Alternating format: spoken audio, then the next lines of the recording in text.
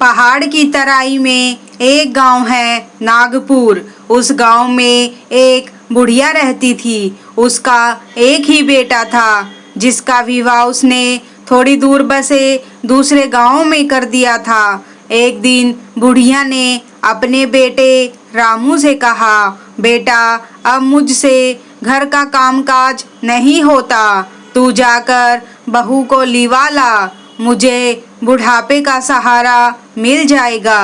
रामू माँ की बात सुन अपनी बहू को लिवाने ससुराल के लिए चल पड़ा। उसके ससुराल के बीच एक घना जंगल पड़ता था। जब वह जंगल के बीच से जा रहा था तो उसने देखा कि रास्ते के किनारे पेड़ के गिरे पत्ते फूलों आदि में आग लगी हुई है और पास ही पत्तों की जलती आग के बीच एक बिल है जिसमें से सांप बार बार अपना सिर निकाल रहा है, पर आग की गर्मी से निकल नहीं पा रहा था। बुढ़िया के बेटे को आता देख नाग जोर से चिल्लाकर बोला, ए भाई, मुझे इस आग से बाहर निकालो, तुम्हारा बड़ा एहसान मानूंगा। बुढ़िया के लड़के ने कहा, तुम तो नाग हो, तुम्हारा क्या भरोसा, तुम निकलने के बाद मुझे काट सकते हो। नाग ने कहा, कैसी बातें करते हो, तुम मेरी जान बचाओगे और मैं तुम्हें काट लूंगा, ऐसी बात सोची भी नहीं जा सकती। नाग के बार बार आग्रह करने पर लड़के को दया आ गई और उसने लाठी की मदद से नाग को आग से निकाल दिया।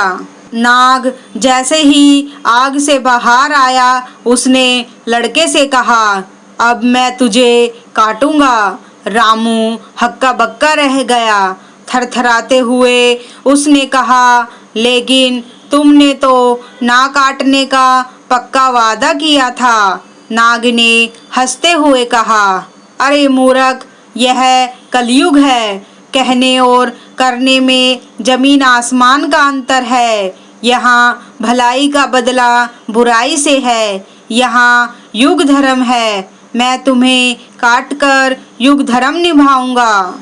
लड़के ने कहा, यदि तुम्हें काटना ही है तो काट लो, पर मेरी तसल्ली तो करवा दो कि कलयुग का यही धर्म है। नाग ने लड़के की बात मान ली। लड़का नाग के साथ जंगल में चरती हुई एक गाय के पास गया और गाय को पूरी घटना सुनाकर बोला, गाय माता, तुम ही न्याय करो। गाय बोली, नाग ठीक कह रहा है, मुझे ही देखो, घास खाकर दूध देती हूँ, खेती के लिए बछड़े बैल देती हूँ, लेकिन मेरे बूढ़े होने पर यह आदमी मुझे कसाई के हवाले कर देता है, यही इस युग का न्याय है।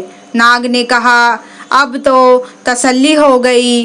लड़का गिड़गिड़ाया, किसी एक से और बात कर लेने दो, अगर उसने भी यही कहा तो मैं तुम्हें नहीं रोकूंगा। लड़के ने सामने एक पेड़ को अपनी सारी कहानी सुनाई तो पेड़ ने कहा, नाग ठीक कह रहा है, मैं आदमी को शीतल छाया और मीठे फल देता हूँ, पर बदले में आदमी मुझे काटता है, आग में जलाता है।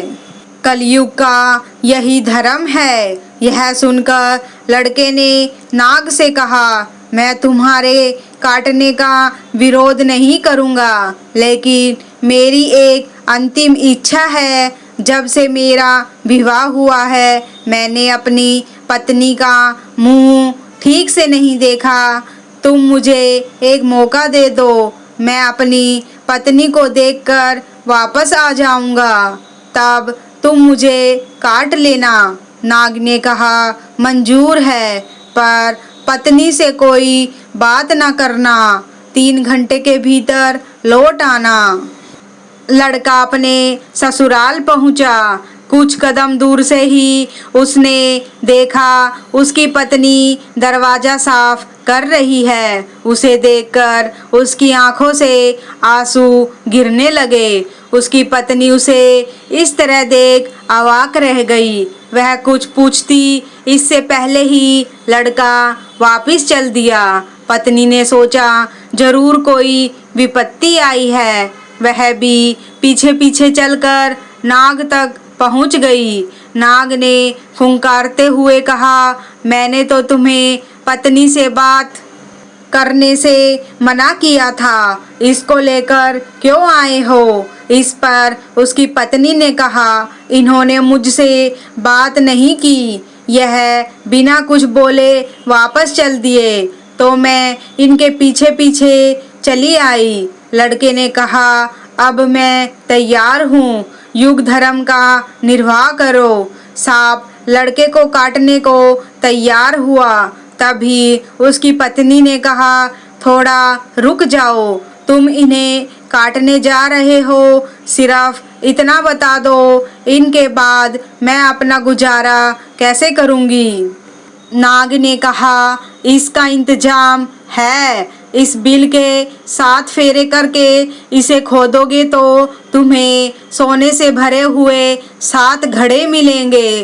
तुम्हारी जिंदगी आराम से गुजर जाएगी। लड़के की पत्नी ने कहा, मैं तुम्हारी बात पर कैसे विश्वास कर लूँ? मेरी तसल्ली के लिए 7 फेरे लेकर बिल खोद लेने दीजिए। नाग लड़की की बात मान गया। लड़के की पत्नी बिल के फेरे लेने लगी। 7वां फेरा पूरे होते ही उसने अपने पति के हाथ से लाठी छीनकर उस नाग के सिर पर जोर से दे मारी। नाग छटपटाने लगा। वह लड़की से बोला, तू तो बड़ी धोखेबाज निकली। तब उसकी पत्नी ने कहा, क्षमा करना नाग देवता, मैं तो आप ही की बात रख रही हूँ। आपने कहा कि यहाँ भलाई का बदला बुराई है। हमें आपने इतना बड़ा खजाना बताया, लेकिन हमें भी तो कलयुग का धर्म निभाना पड़ा और आपके प्राण लेने पड़े। नाग का निर्जीव शरीर एक और धराशायी हो गया। लड़का और उसकी पत्नी खजाना लेकर अपने गांव खुशी खुशी लौट आए। तो दोस्तों, कैसी लगी आपको आज की कहानी? आशा करते हैं आप कहानी को जरूर पसंद करेंगे। धन्यवाद।